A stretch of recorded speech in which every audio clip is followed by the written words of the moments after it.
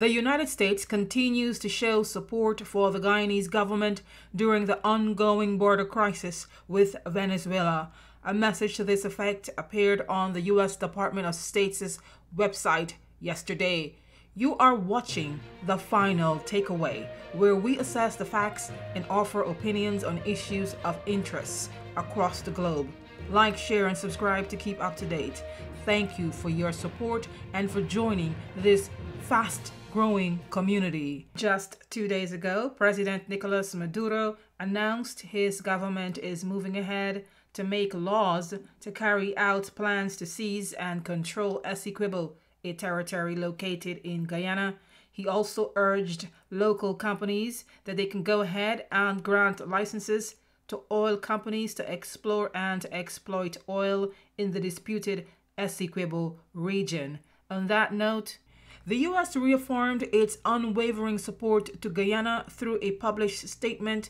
The statement reads, Secretary of State Antony J. Blinken spoke with Guyanese President Dr. Mohamed Irfan Ali to reaffirm the United States' unwavering support for Guyana's sovereignty. The Secretary reiterated the United States' call for a peaceful resolution to the dispute and for all parties to respect the 1899 Arbitral Award determining the land boundary between Venezuela and Guyana, unless or until the parties reach a new agreement or a competent legal body decides otherwise. Secretary Blinken and President Ali noted the International Court of Justice order issued on December 1, which called for parties to refrain from any action that might aggravate or extend the dispute.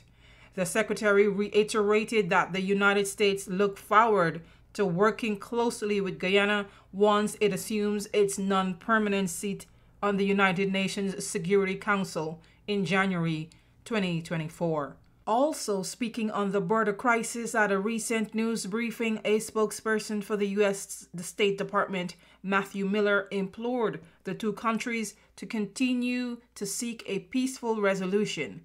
More specifically, the U.S. official said, "We would urge Venezuela and Guyana to continue to seek a peaceful resolution of their dispute. This is not something that will be settled by a referendum." The Venezuelan President Nicolas Maduro responded to the statements by Miller. While speaking on the country's state television network, Maduro said, "Without provocations, arrogance, or warlike speeches, the Geneva Agreement is the unique legal instrument as approved by the Venezuelan people, and that is how we will enforce it. As you may know by now, if you're following this territorial crisis between Guyana and Venezuela, the Bolivarian Republic of Venezuela held a special elections last Sunday. The citizens were asked to weigh in on whether the government should move ahead and seize or annex Essequibo, a territory that is recognized worldwide as belonging to Guyana since 1899. The Maduro government claims they had overwhelming support from the people, noting that over 96% of the votes cast were in favor of annexing Essequibo and redrawing the Venezuelan map to include the said territory in dispute. In his public statements on the Con Maduro Mass TV program, the leader is quoted as saying, "For the first time in the Venezuelan political and electoral history, over 96% of the voters approved a proposal.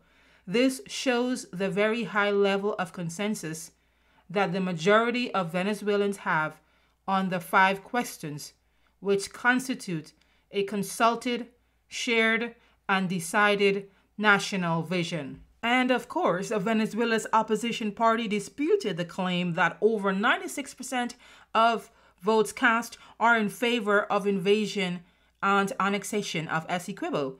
The general view by experts who crunched the numbers is that the Maduro party manipulated the numbers to align with its vehement plans to unilaterally and forcefully take possession of Guyana's territory.